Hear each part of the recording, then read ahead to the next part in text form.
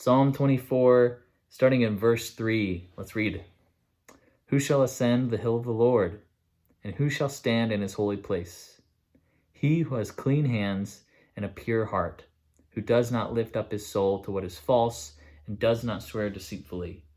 He will receive blessing from the Lord and righteousness from the God of his salvation. Such is the generation of those who seek him, who seek the face of the God of Jacob. Now, this passage can be confusing. It can be perplexing because it almost sounds like you got to be perfect in order to come before the Lord and worship. And that's not what it's saying. Because if that were what it was saying, we wouldn't be able to worship and we wouldn't be able to go to heaven and spend eternity with God. So that's not what this passage is saying. And I have to remind us, that is not what this passage is saying.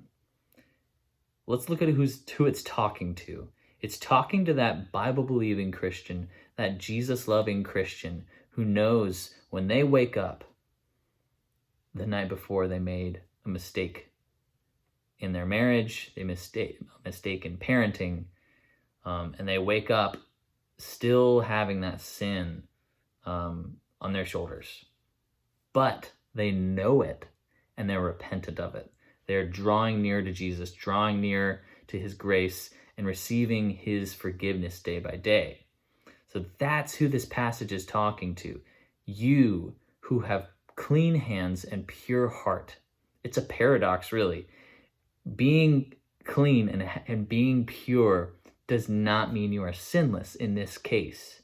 It means that you are sinful, but you are repentant. You are sinful, but you are contrite. You are sinful, but you know that Jesus gives you righteousness.